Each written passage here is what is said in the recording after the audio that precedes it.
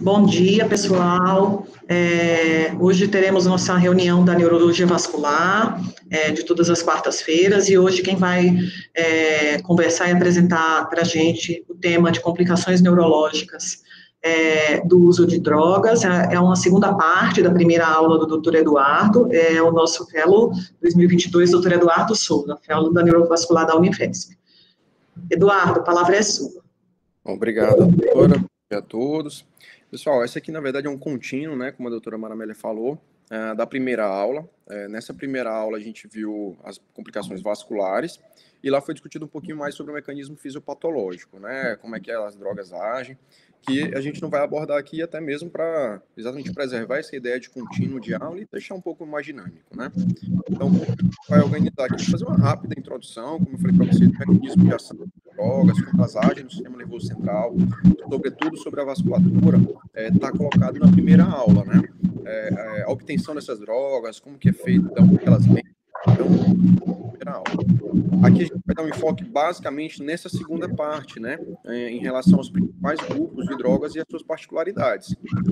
Vocês vão ver que ao longo da aula muita coisa se repete, né? Eu separei, para ser mais didático, entre os grupos de drogas, entre as classes, mas muita coisa semelhante. Eu queria que vocês prestassem atenção, basicamente, então, no que as difere, o que separa uma de outra, qual é a medicação que é mais utilizada para tratamento de uma em detrimento da outra, o que a gente tem aí mais novo na literatura. Eu fiz uma revisão voltada, claro, os tratados, eu utilizei 2 tratados, e inclusive o também americano, mas eu tentei trazer alguns artigos mais novos aí para a gente ver o que se está comentando mais recentemente. E no final a gente faz um apanhado geral aí para a gente tentar, então, sintetizar o que a gente tem.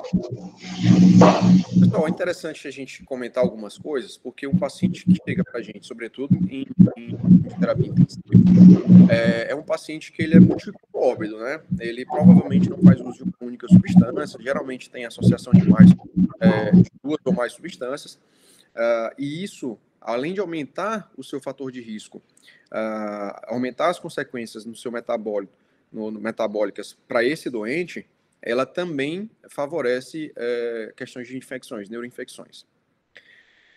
A gente não deve pensar num paciente no contexto de abuso de substâncias e tentá-lo enquadrar em uma das grandes síndromes ou clínicas que a gente vai ver.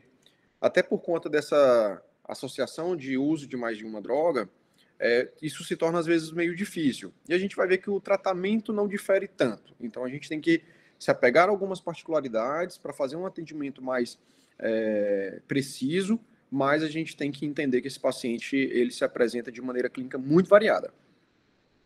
A substância base, ela é modificada, então os estudos que nós temos aqui, eles precisam ser olhados também onde eles foram feitos, porque a cocaína que é vendida na Europa é diferente da que é vendida na América do Norte, que é diferente da que é vendida aqui na América do Sul, na África, enfim.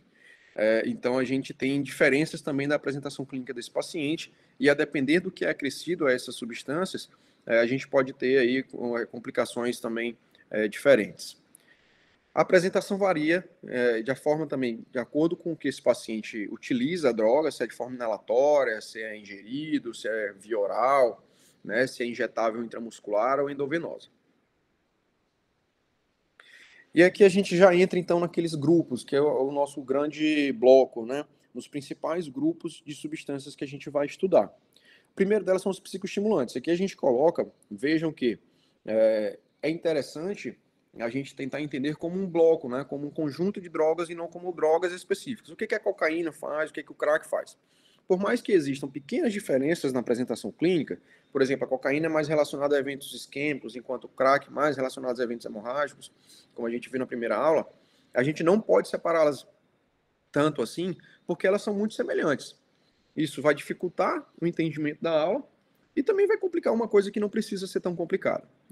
Porém, a gente também entende que os trabalhos que estudaram essas substâncias, eles estudaram dessa forma, agregadas. E talvez, quando a gente separe e faça uma análise de subgrupos dessas substâncias, a gente tivesse aí algumas diferenças estatísticas em relação aos estudos que eu vou mostrar. Uma rápida aqui introdução, né, os psicoestimulantes, eles têm geralmente um efeito na membrana pré-sináptica, eles aí contribuem com... eles bloqueiam a reabsorção de alguns neurotransmissores, sobretudo noradrenalina, e entre outros, dopamina. Eles são bem diferentes entre eles, tanto com drogas de abuso, como cocaína, o crack que a gente viu, o êxtase e o MD, mas também em drogas comercializadas e que a gente até utiliza com certa frequência, que a gente vê bastante sendo utilizada, como o Venvance, né? Então existe também o abuso por parte dessas substâncias que a gente precisa ficar atento. Claro que é muito mais comum a gente ver a intoxicação com o uso dessas outras substâncias do que com o Venvance, por exemplo, né? Mas a gente precisa também ficar atento a essas drogas, até porque elas estão ficando cada vez mais frequentes, mais comuns no nosso dia a dia. Como a gente tinha conversado anteriormente, elas aumentam aí 4 vezes a chance de eventos cerebrovasculares. Teve um estudo conduzido pelo Dr. Ferro, lá na Europa, em Portugal, que ele mostra que quase 7% da população mundial faz uso de alguma substância. Mas isso é uma população que foi estudada entre 12 e 65 anos. Talvez se a gente restringir mais essa população, a gente diminuindo aí o denominador, a gente vai aumentar a percentagem. Então, se a gente pega um indivíduo jovem, é bem provável que ele já tenha feito em algum momento da sua vida a utilização de alguma dessas substâncias, tá? E aí, o que o DSM-5 fala sobre quais são os critérios diagnósticos, né, para diagnosticar aí uma intoxicação por um psicoestimulante? Veja bem que quando o paciente chega para a gente está falando aqui sempre num contexto de terapia intensiva. Esses sintomas eles vão ser muito mais claros para a gente na prima apresentação do paciente, lá no pronto-socorro. Mas a gente tem que ficar atento também a esse paciente na terapia intensiva, identificá-lo na história clínica dele, quando a gente faz a revisão de prontuário, né, para saber a HPMA do paciente, tem que ficar atento a esses sintomas, e aí, então, optar, decidir se esse paciente tem mais chances de ter intoxicação por essa ou por aquela substância, se os sintomas apresentados pelo paciente estão relacionados ao uso dessa substância, se eu preciso investigar, ampliar um pouco mais essa avaliação do paciente inicialmente. Então, o que o DSM-5 coloca para a gente como critério diagnóstico? Vocês vão ver que todos os critérios, todas as substâncias que a gente vai usar, obviamente precisa ter o uso recente da substância. Porém, vale a ressalva de que, sobretudo a cocaína e seus derivados, na presença do uso concomitante com álcool, elas apresentam metabólitos ativos, e o uso não precisa necessariamente ser recente para a gente ter a apresentação clínica dessa intoxicação. O paciente com o uso dessas substâncias, geralmente nas primeiras horas, é mais provável que tenha a presença de eventos cerebrovasculares, como que é o conteúdo da primeira aula. Porém, as apresentações que a gente vai ver aqui, que são as não vasculares, elas podem ocorrer até mesmo dias posterior ao uso da substância. Bom, associado a esse uso, que vai estar em todas, alterações neuropsiquiátricas são bastante comuns no uso dessa substância. Então, esses 2 pontos, A e B, eu queria que vocês gravassem como sendo quase que universais. Todas as substâncias que a gente vai ver, eles se comportam dessa forma. O uso recente, mais alterações neuropsiquiátricas. No caso dos psicoestimulantes, nós vamos ter os comportamentos associados como perseguição, o paciente fica com aquela delírio persecutório, raiva, angústia, né? E aqui vale ressaltar que dificilmente o paciente tem alucinações visuais complexas, auditivas, essas coisas, distorção de ambientes, de objetos. Ele vai ter muito mais uma alteração do humor, tá? Relacionada ao uso da droga do que as alucinações visuais. A presença dessas alucinações visuais deve acender um red flag para a gente de que esse paciente pode ter associado a outras drogas. E aí, então, a gente fica preparado para possíveis outras complicações, não somente as relacionadas aos psicoestimulantes. Essas 2 condições precisam estar associadas a pelo menos uma das seguintes: taquibradicardia, com precordialgia, midríase, que faz parte da síndrome, né, por conta da inibição aí da reabsorção da dopamina e noradrenalina, hiper ou hipotensão, a sudorese. Geralmente esses pacientes nas primeiras horas apresentam hipertensão, tá? Inclusive é uma das causas dos eventos vasculares, uma sudorese profusa, a fraqueza muscular junto com mialgia pode ser uma das características de apresentação do paciente. Inclusive, quando essas drogas são feitas de forma injetável intramuscular, a gente pode ter uma miosite local bastante importante. Então, a avaliação, a ictoscopia do paciente é muito importante também nesse momento. Pacientes podem cursar com depressão respiratória em decorrência dessa fadiga muscular. E as alterações neurológicas mais comuns são a confusão mental, que vai estar presente em quase todas elas, as convulsões, as discinesias, distonias e posturas anormais. além, claro, do rebaixamento do nível de consciência, que também vai estar em todas elas. O que eu quero que vocês atentem aqui para diferencial dos psicoestimulantes? Primeiro, a gente tem uma síndrome muito clara. O paciente está hiperexcitado, então ele vai estar provavelmente na sua apresentação com taquicardia, uma taquipneia levando a uma fadiga muscular, por conta da associação dessa fraqueza muscular a uma depressão respiratória. Esse paciente provavelmente vai estar hipertenso, sudoreico, e esse paciente vai estar com agitação psicomotora importante com discinesias. Inclusive, a apresentação das discinesias, elas podem perdurar, mesmo quando são feitas as medidas iniciais lá no pronto-socorro, quando esse paciente é levado a um contexto de terapia intensiva, ele ainda apresenta distonias, posturas anormais, às vezes tremores. Então, os tremores, apesar de suscitar sempre na gente a questão da retirada da abstinência, elas também devem levantar a hipótese de ainda o paciente estar intoxicado. Então, não é porque um paciente fez uso de cocaína alguns dias atrás, de um Venvance, de outro crack ou outro psicoestimulante, e ele apresenta tremores 2, 3 dias após, que eu já vou obrigatoriamente pensar na abstinência. Ele ainda pode estar intoxicado. Até por conta daqueles metabólitos ativos que a gente viu, que são um produto aí da degradação hepática. Esse aqui é o nível de suspeição, né? Digamos assim, quando a gente tem pelo menos 2 dos 3 sintomas associados, a gente entende que esse paciente tem uma chance relativamente razoável de ser enquadrado como uma intoxicação por psicoestimulante. Enquanto que, por exemplo, a presença de 6 ou mais sintomas, elas tornam fortemente associada a presença ao uso de alguma substância psicoestimulante. Então, a gente precisa estar atento a isso. Inclusive, isso leva a uma investigação repetitiva, né? Como eu mostrei na primeira aula, as investigações no paciente com suspeita de intoxicação ou de uso de substâncias, ela tem que ser feita de forma repetida. Ela é feita inicialmente no pronto-socorro, ela é feita na admissão na UTI, ela é feita ao longo das visitas ou com o paciente ou com familiares, porque isso aumenta muito a chance de uma positividade. Por exemplo, teve um estudo também conduzido pelo Dr. Ferro em Portugal, que mostrou que fazer pelo menos 3 vezes a pergunta ao longo da internação do paciente aumenta em quase 60% a positividade. Então, ficar satisfeito com o paciente com uma negativa, infelizmente, nesses casos, não é o bastante. A gente precisa realmente insistir nesse ponto. Claro que levando sempre em consideração aí o respeito à ética em relação ao paciente. Né? Como a gente viu aqui, então, o que a gente vai focar bastante nos psicoestimulantes? A paranoia, as psicoses, as discinesias, tá? Então, os distúrbios de movimento são bastante comuns nesses pacientes em uso de estimulantes. A midríase, então, o paciente está hiperestimulado, né? A gente pensa, então, em midríase e não miose. Hipertensão, taquicardia, a rabdomiólise pode acontecer, independente da forma de uso, se inalatória, se injetável, endovenosa ou intramuscular. As mioclonias podem ocorrer também. E a acidose metabólica a acidose metabólica é bastante frequente nesses pacientes, tá? Inclusive, aqui a gente pensa no tratamento dessa acidose de forma já imediata. A gente vê no contexto de terapia intensiva geral, né, não só na neurointensivismo, que a utilização do bicarbonato ele tem ficado mais restrito aí nos últimos anos. Antigamente, qualquer acidose metabólica a gente complementaria com bicarbonato. Hoje em dia, essas indicações ficaram um pouco mais restritas. Mas, na vigência de uso de um estimulante do sistema nervoso central, a presença de uma acidose metabólica deve imediatamente levar a uma conduta, que é a reposição de bicarbonato.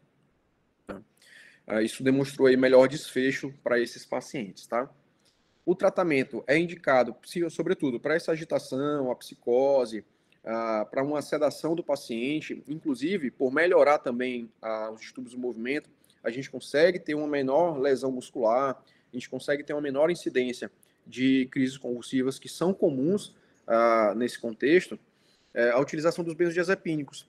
Vocês vão ver também, eu queria que vocês gravassem, que o tratamento desses pacientes com benzodiazepínico é quase que uma regra. A maioria deles a maioria dos estudos indica o benzodiazepínico como primeira linha, inclusive como manutenção desses pacientes, caso, por exemplo, crises convulsivas repetidas. Tá?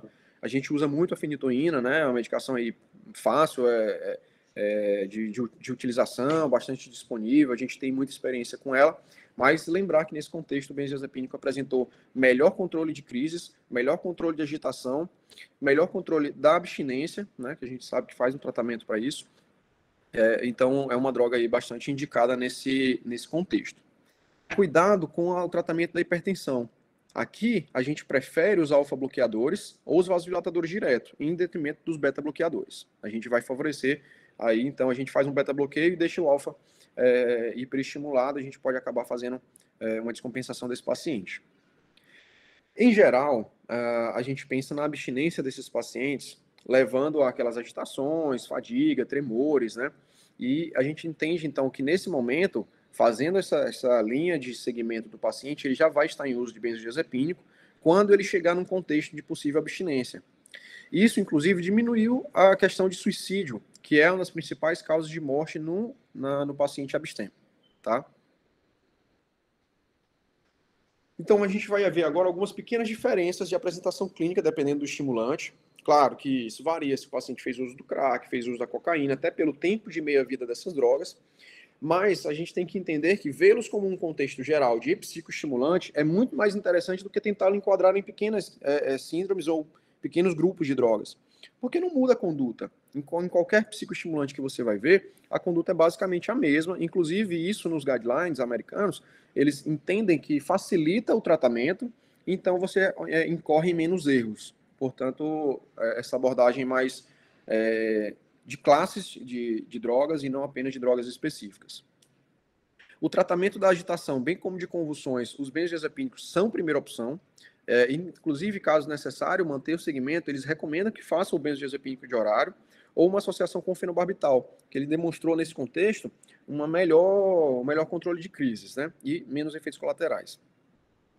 E a gente tem que ficar atento também ao paciente, não só no seu tempo de internação na UTI, mas como a gente vai tirar o paciente da UTI também. Esse paciente já tem que estar aí com um segmento multidisciplinar para prevenção de suicídio, afinal de contas é a maior causa de morte de pacientes em recuperação e em abstinência. Tá? Essa interrogação de uso de um antidepressivo já na unidade de terapia intensiva é interessante. Foi, inclusive, um dos textos que eu vi na Neurocritical Care Society, fazendo exatamente essa interrogação. Se esse paciente, a gente conseguiu estabilizar o paciente, retirou ele de um contexto de terapia intensiva e está preparando a alta dele, é interessante já iniciar um antidepressivo para esse paciente antes da sua alta liberação para a enfermaria ou mesmo antes da alta para casa? A gente vai ver se essa é a resposta daqui a pouco. E no tratamento, o que existe? Né? Existe, assim, na revisão que eu fiz, várias medicações foram propostas, a modafinila, o disulfiram, que é utilizado até, inclusive, para abstinência alcoólica, a bupropiona, topiramato, metilfenidato, antidepressivos já iniciados no contexto de terapia intensiva, é o momento ideal para começar essas medicações, e doses baixas, inclusive, de psicoestimulantes, né? Para tentar diminuir aí um pouquinho a ânsia, a fissura do paciente. E nessa dúvida, como que a gente fica, né? E então a gente recorre para a ciência. Vamos ver o que os artigos dizem, né? Foi exatamente todas essas questões levantadas nos capítulos dos livros que eu usei como referência, que aí eu fui procurar então os artigos mais modernos, mais jovens aqui, o que a gente tem de evidência, né? Esse primeiro aqui que eu coloco à esquerda da tela é um guideline americano da sociedade, do departamento de veteranos deles, né? Que eu acho que é vinculado ao Departamento de Defesa e não ao de Saúde, mas eles têm isso com tanta prevalência que eles precisaram aí fazer uma revisão ampla e propor esse guideline, né, para o manejo das desordens por uso de substâncias. E lá eles colocam que ainda não há evidência suficiente para corroborar uma daquelas medicações que eu listei, nenhuma delas, ou uma em detrimento da outra. Não achei nenhum artigo que fez uma comparação head-to-head em relação àquelas medicações, qual que é melhor, uma que é melhor que a outra. Não houve essa comparação, até porque a maioria dos artigos, na verdade, não demonstrou benefício. E aí fica a dúvida, será que por agregar esses psicofármacos, todos em uma única classe, em psicoestimulantes, e não separar em seus subgrupos, em cocaína, crack, seus derivados, em estimulantes diretos, como Venvance e outras substâncias, será que foi isso que trouxe esses estudos, fizeram esses estudos serem negativos? A gente fica nessa dúvida, né? E aí essa outra revisão aqui à direita da tela de vocês é uma revisão sistemática, mas observem que é uma revisão de revisões. Então a gente já pensa aqui, né, naquela semana de ciências que a gente teve aqui, de publicações, que talvez seja uma heterogeneidade muito grande. Essa revisão agregou muita coisa diferente numa mesma revisão. Então, talvez isso também tenha levado a um resultado, a um desfecho negativo. O negativo, na verdade, nulo, né? Não mostrou benefício. Porém, vale ressaltar que todos os trials utilizados em todos os artigos de revisão, portanto, também nesse, foram trials randomizados controlados. Tá? bem interessante nessa parte, né? Eles compararam aí grupos em uso com grupos que não faziam uso, né?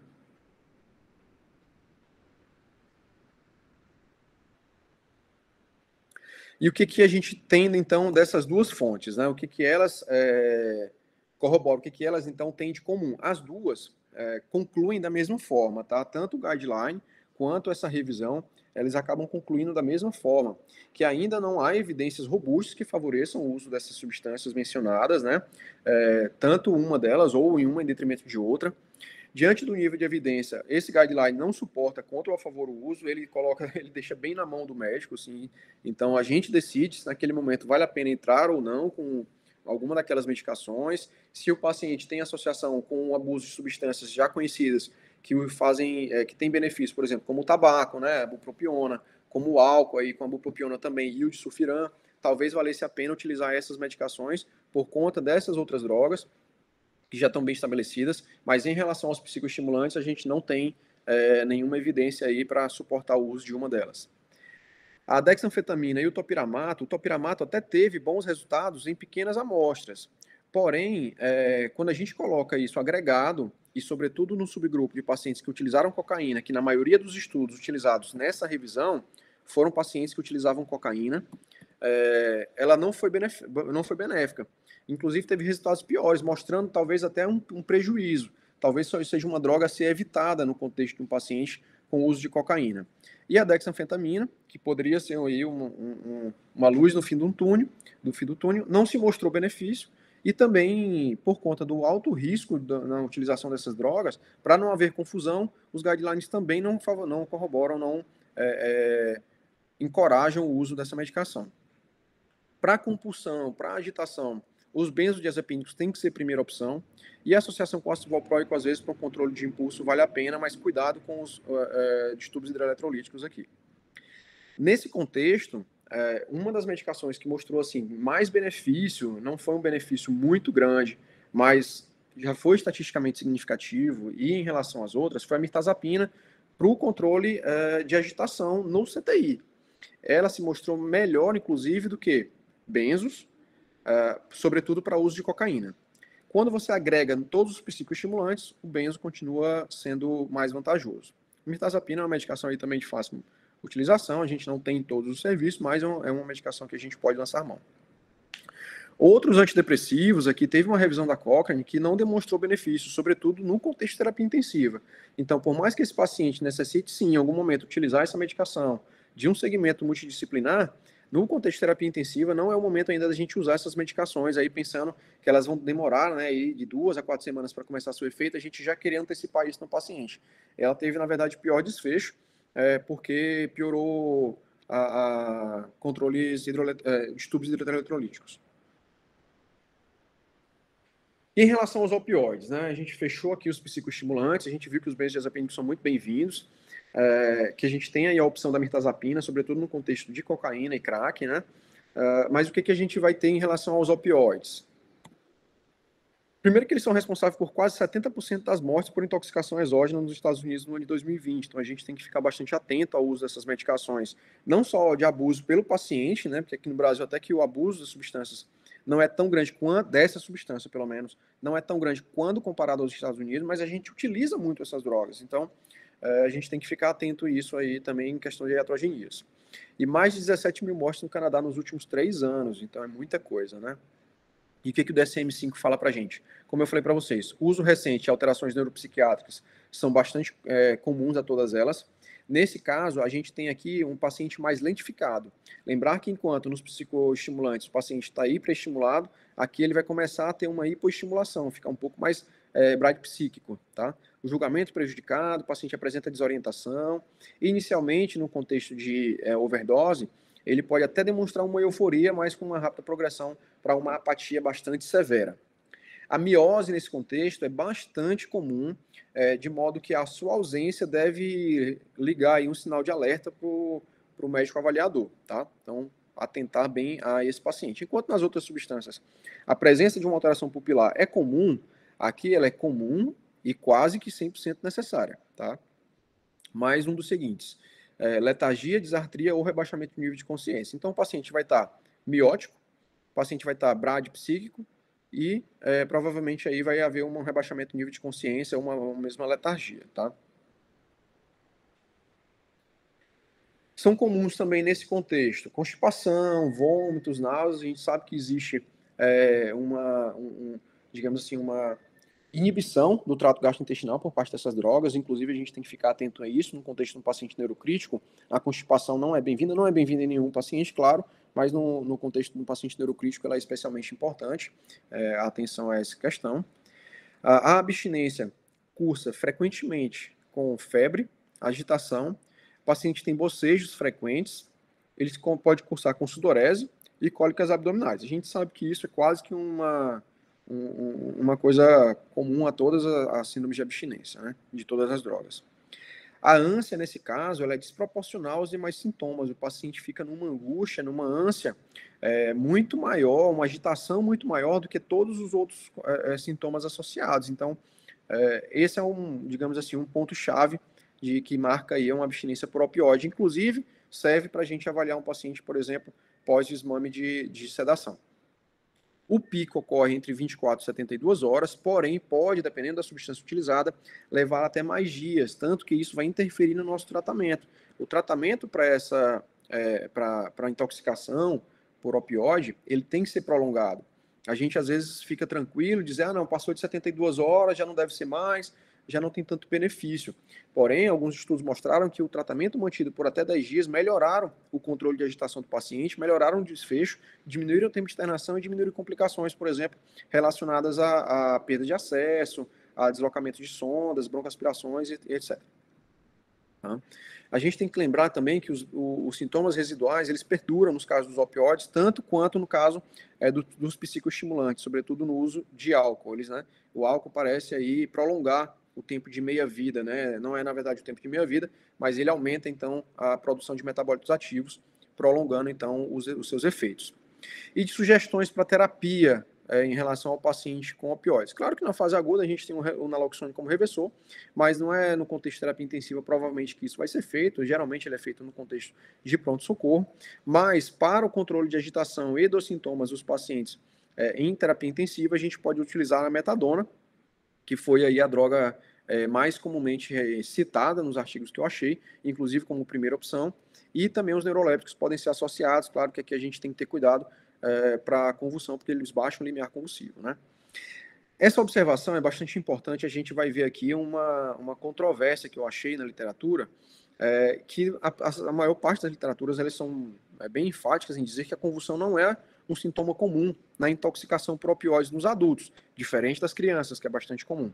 A sua presença, inclusive, deve desencadear uma investigação de outras causas. Claro que paciente convulsionando na terapia intensiva, num contexto de UTI, a gente vai investigar. Esse paciente vai receber um exame de imagem, ele vai fazer um eletroencefalograma, uma avaliação laboratorial, mas enquanto que nas outras substâncias, nas outras drogas, quando a gente faz essa investigação e não encontra uma causa específica, a gente até fica mais tranquilo em entender que se deve a um fato da intoxicação ou mesmo a abstinência daquela substância. Diferente no contexto de opioide, em que você não achou uma causa, procure novamente, né? Provavelmente tem alguma outra associação aqui. Mas isso é o que diziam os estudos mais antigos. O DSM-5 ele foi bem enfático em dizer que, na verdade, é uma causa comum. E aí, como é que fica isso? Eu achei vários artigos dizendo que não era comum e o DSM-5 vai lá e coloca que é comum. O que ocorre, na verdade, é que esses estudos anteriores, eles excluíram os pacientes com alterações hidroeletrolíticas, metabólicas que pudessem aí estar associadas até mesmo ao uso da substância. Então, quando existe o paciente apenas com abuso de intoxicação, sem mais nada, é difícil que esse paciente convulsione decorrente do abuso de opioide. Porém, a gente sabe que o paciente que faz intoxicação exógena, ele frequentemente cursa com várias outras alterações. Então, a gente vai ter, sim, com frequência, pacientes, independente da substância utilizada, levando a crises convulsivas, tá? Então, fica aqui essa ressalva, que, na verdade, esses pacientes têm crise convulsiva e, geralmente, é decorrente de alterações metabólicas. Vale a pena destacar que a heroína e seus derivados, elas são imunossupressores bastante potentes. Claro que o abuso de todas as drogas levam à imunossupressão, sobretudo em pacientes com uso crônico, né? Mas essa informação é especialmente importante no contexto de um opioide, tá? investigar sempre infecções do sistema nervoso central, olhar muito bem o coração desse paciente também. Existe uma forte associação do abuso de opioides, aqui foi uma associação também estatística, eu não achei uma relação causal na discussão dos artigos, mas ele coloca uma relação estatística bastante forte com as hepatites. O uso injetável prolongado também, né, dos opioides, ele teve uma relação também estatística com a mielopatia progressiva por HTLV. Também não achei uma relação causal entre esses dois, se alguém souber, fica à vontade para comentar, mas eles colocam essa relação estatística também, então a gente tem que ficar atento nesses pacientes que fazem uso injetável de opioides. E em relação aos sedativos, hipnóticos e ansiolíticos, o que, é que nós temos aqui disponível, né? Da mesma forma, a gente vai usar os critérios lá do DSM-5, lembrando que aqui nesse caso eles fazem uma correlação bastante direta com o álcool, né? Eles são bastante semelhantes, tanto em sintomas, em complicações, quanto em prognóstico. Ou seja, nós vamos ter aqui um paciente com um prognóstico relativamente bom quando a intoxicação por essas medicações, porém, esses pacientes frequentemente são internados, sobretudo em terapia intensiva, não diretamente pelo uso dos sedativos hipnóticos e ansiolíticos, mas pelas consequências dele, por exemplo, como os traumas automobilísticos. Tá? Então, esse paciente, chegando num contexto de terapia intensiva, apenas pelo uso dessas medicações, o neurologista é chamado, por conta do rebaixamento de nível de consciência, enfim, eles geralmente têm um bom prognóstico. Porém, frequentemente o motivo da internação não é o uso apenas do sedativo, do hipnótico, do ansiolítico, e sim uma consequência indireta relacionada, né, por exemplo, como os traumas. Tá? E isso sim vai piorar muito a morbidade do paciente. Então, aquela mesma raciocínio, o uso recente mais alterações neuropsiquiátricas, aqui a gente tem marcado a labilidade emocional e pelo menos mais um dos seguintes, né? O paciente está com um discurso desconexo e a incoordenação, vejam que é bastante comum, incoordenação de estabilidade de marcha e nistagmo. Essas três são marcadores mais ou menos do uso do sedativo. Por que mais ou menos? Porque na verdade eles não são patognomônicos, né? A gente tem que entender isso, mas num contexto de intoxicação exógena, a gente entende que é muito mais provável que o paciente tenha feito uso de alguma dessas substâncias, então a gente tem que investigar se o paciente aí não faz uso de um ansiolítico, por exemplo, ou de um hipnótico, tá certo? A desatenção é bastante marcada e esses pacientes geralmente chegam a um rebaixamento importante do nível de consciência, secundário a um trauma ou mesmo ao uso recente. Aqui no contexto de sedativos, hipnóticos e ansiolíticos, o paciente geralmente se encontra na fase aguda, dificilmente essa ação prolonga-se muito tempo, a não ser que seja naquela condição de contexto de uso de álcool, né, que a gente comentou que prolonga a atividade dessas medicações. Se a intoxicação for por benzodiazepínico, a gente tem que o flumazenil é o seu reversor, mas é o mesmo raciocínio que a gente utilizou para o naloxone nos opioides, é um contexto de utilização muito mais em pronto-socorro do que em terapia intensiva. Para o neurologista, a gente sabe que a utilização dessas drogas em isolado, elas têm um bom prognóstico, então é importante para a gente entender a evolução do doente. Se esse paciente começa a ter uma evolução desfavorável, a gente tem que investigar outras causas, porque não é comum que apenas a utilização dessas medicações causem uma deterioração importante do paciente. Contudo, geralmente, esses pacientes são internados por conta de traumas, né? O tratamento clínico de suporte gera uma boa recuperação, o paciente sai relativamente rápido do contexto de terapia intensiva. As crises convulsivas podem ocorrer, mas não está indicada uma profilaxia primária de crise nesse contexto, nenhum desses contextos, na verdade. E aqui a gente fica entendendo que a maior gravidade do paciente se deve em relação a complicações indiretas do uso dessas drogas, né? E as plantas alucinógenas? Aqui, colocar os cogumelos, né, e a ayahuasca, né, que são os mais comumente utilizados, sobretudo no Brasil, o uso de cogumelos. Não é das drogas mais frequentes, mas sim, tem aumentado bastante, infelizmente, o uso dessas substâncias. 7% dos adultos mais de 18 anos já relataram ter feito uso de alguma dessas substâncias alucinógenas, né? Nos Estados Unidos, a gente tem dados americanos porque faltam alguns dados para a realidade sul-americana, mesmo brasileira. E quase 2% dos jovens entre 12 e 18 anos, veja que uma faixa etária bastante jovem, né? A causa de morte frequentemente é traumática, também assim como nos hipnóticos e sedativos. Contudo, aqui ela é decorrente da psicose gerada por essas drogas e não pela sonolência ou rebaixamento do nível de consciência gerado. Esses pacientes têm vários relatos, né, na literatura que eu encontrei de pacientes, por exemplo, se jogando de prédios, né, por acreditarem poder voar. Esses pacientes têm uma distorção em relação a si e ao ambiente muito importantes, então eles têm alucinações visuais complexas, eles têm alterações de personalidade. O prognóstico, geralmente, nesses casos, é bastante grave, tá? Porque, tanto diretamente relacionado ao uso desses alucinógenos, eles geram muito distúrbio eletrolítico, sobretudo, além de esses traumas sofridos pelo paciente em agressões, tentativas de suicídio, ou mesmo dentro do contexto de uma alucinação, o paciente tentando voar, eles costumam ser bastante graves, esses pacientes. E em relação ao DSM-5, do mesmo jeito que a gente utilizou, a mesma linha de raciocínio, o que a gente tem aqui de critério diagnóstico? Mais uma vez, uso recente de alterações neuropsiquiátricas. Nesse caso, a gente vai ter a ideação paranoide como marcador clínico. O paciente tem distorção temporal, tem distorção do ambiente, tá? Tem uma alteração de tamanho das coisas, das cores. Isso é bastante sugestivo de que o paciente tenha feito uso de algum alucinógeno. A distorção da percepção espacial ocorre com o indivíduo em completo alerta, tá? Então, isso é importante, o paciente está completamente vigil, ele tem uma fala inteligível, porém, a distorção dele é bastante proeminente. Então, você, na conversa com o doente inicialmente, você identifica essa característica. Essas duas, somadas a uma dessas outras, a gente consegue fechar o diagnóstico de intoxicação por um alucinógeno, e aí, então, a gente desencadeia os cuidados ao paciente intoxicado com intoxicação exógena. O paciente vai estar midriático, ele vai ter uma incoordenação e um tremor bastante importantes. A sudorese e a palpitação, a taquicardia, elas geralmente ocorrem em contexto de alucinações visuais, tá? O paciente acaba fazendo uma reação a uma alucinação visual, geralmente é uma ameaça inexistente. O tratamento geralmente é feito com suporte clínico. Claro que o suporte clínico é uma comum em todas elas, e geralmente vai ser a nossa primeira e às vezes única opção terapêutica.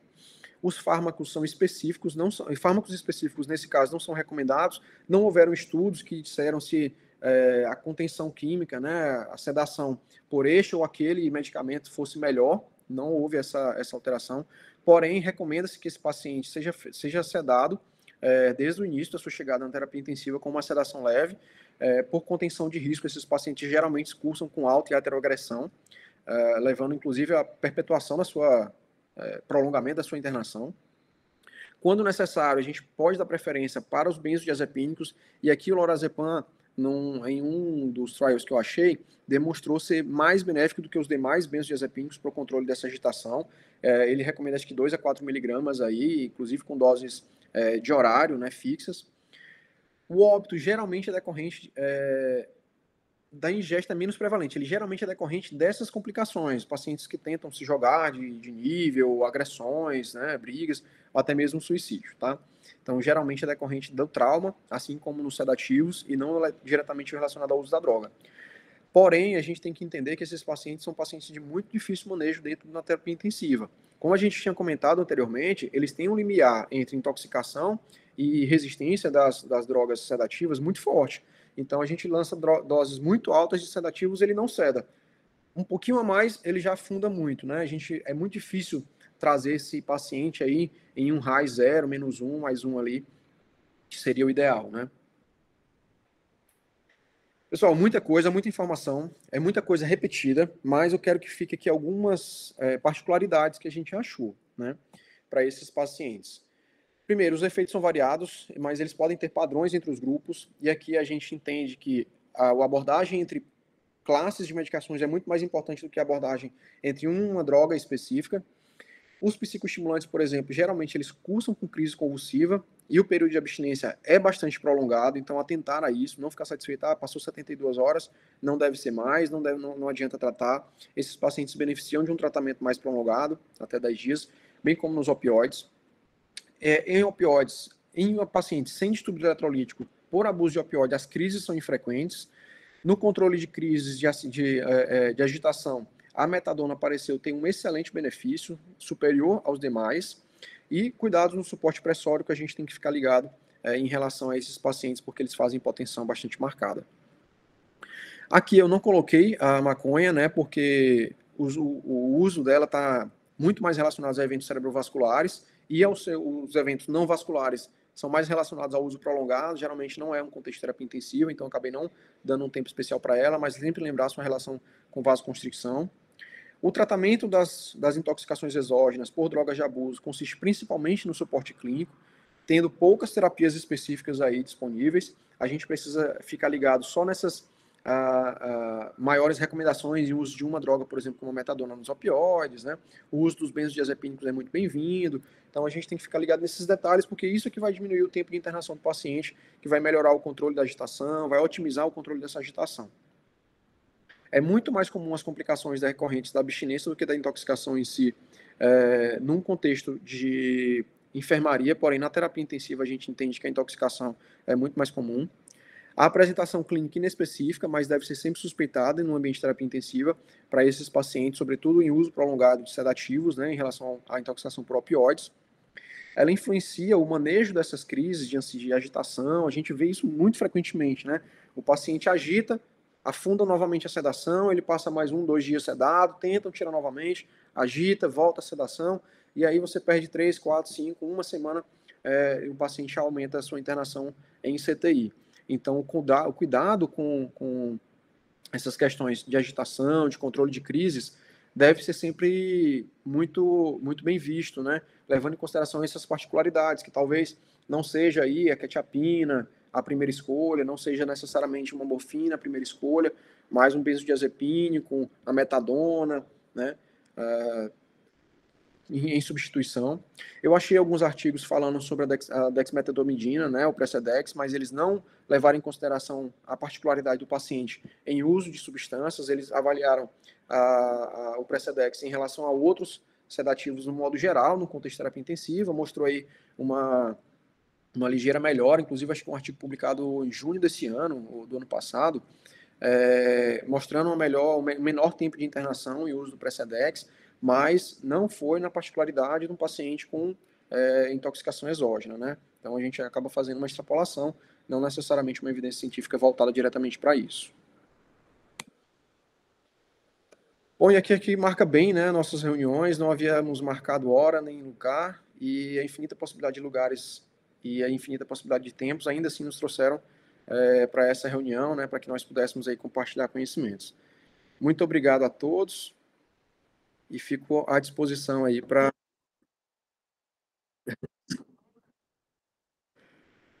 E fico à disposição, então, agora para os questionamentos. A última slide, Eduardo. Parabéns, viu? Parabéns pela aula. Obrigado, doutor. Obrigado.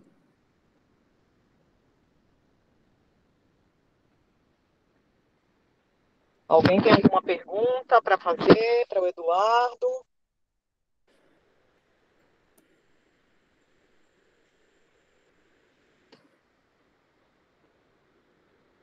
Então, eu tenho, Edu, com relação aos alucinógenos, é impressionante, né, a incidência de uso e como a gente precisa, realmente a gente coloca tudo dentro de uma sacola, né, de intoxicação exógena e as manifestações clínicas, assim, depois da tua aula fica muito clara que elas podem ser agrupadas diferente, dependendo do uso. Eu acho que é importante que você chamou a atenção que às vezes as pessoas usam mais de uma substância ao mesmo tempo, né? Mas, por exemplo, ficar atento da presença da alucinação no alucinógeno, como o nome já diz, da não alucinação, né? Quando a gente está falando de cocaína e prestar atenção de que, às vezes, as medicações usadas, elas devem ser diferentes.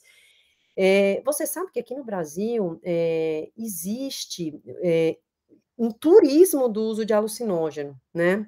Então, principalmente na região norte, então tem bastante gente que vem de fora para ter acesso aí a cogumelo alucinógeno, e realmente, assim, é algo que a gente não viu, nós que somos mais velhinhas, eu e a Mara, a gente não viu, assim, isso chegando nos prontos-socorros quando a gente era residente, né? Então, assim, algo aí super novo. Eu ia te perguntar, que eu tenho uma paciente que usou a ayahuasca e fez um evento vascular. Então, como essa aula é de complicações não vasculares, especificamente do que você leu do risco de evento vascular com o uso de ayahuasca, e tem um cunho um pouco religioso do uso do alucinógeno, né? Então, essa minha paciente especificamente usava numa sessão de espiritismo, e achava que tinha contato com as pessoas que já tinham ido. Eu queria saber da revisão de literatura, o que você viu com isso. Então, doutora, é bem interessante essa parte, porque tanto a ayahuasca quanto a mascara-folha da coca, que são mais comuns na região da Bolívia, aquela região, Peru, né? Elas têm bastante relação com vasoconstricção e com eventos vasculares isquêmicos, né?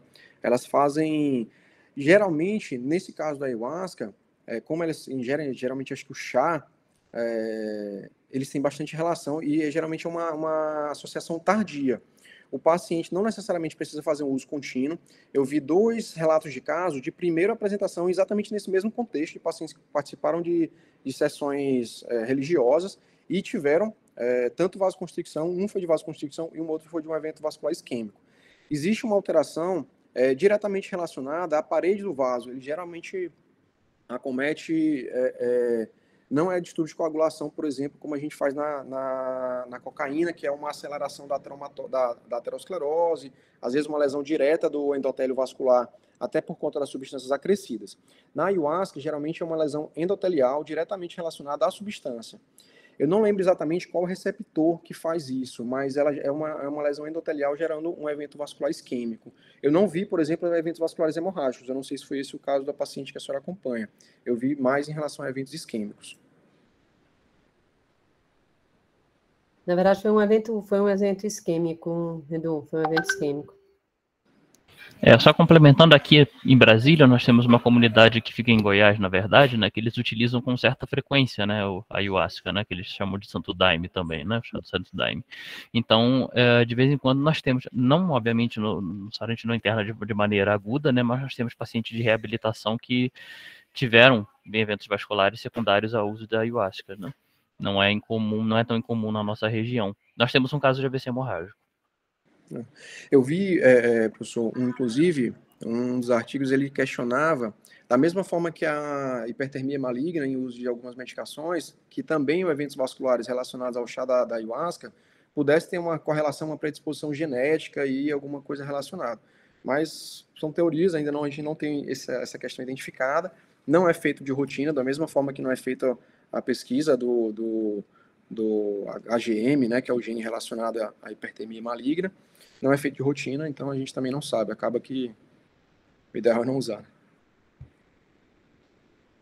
Tem uma certa dificuldade nesses usuários do Santo Daime, do chá, em que se eles têm algum problema neurológico e que precisam usar alguma droga que é necessária, por exemplo, anticonvulsivante ou algum outro medicamento, até para outros problemas, eles têm inúmeras restrições. Existe uma lista de remédios que eles não podem usar por causa do consumo e da religiosidade relacionado a essas sessões. Então, a minha experiência com pacientes que são devotos e usuários dessa substância foi essa. Teve até uma certa dificuldade, porque um dos meus pacientes precisava do anticonvulsivante, tinha tido crise, e ele não queria usar por causa dessa restrição. Os alucinógenos, eles são especialmente correlacionados, né, com essas questões religiosas, né? Muito, muito bom, Eduardo. Parabéns pela aula novamente, tá? Obrigado. Pessoal, vamos combinar a visita às 11 horas, tá? Eu já estou a caminho, tá bom? Perfeito. Ok, doutora. Até mais. Bom dia a todos. Bom dia. Bom dia. Parabéns, Edu. Parabéns. Muito bom. Tchau, bom dia. Muito bom. Tchau. Bom dia, gente.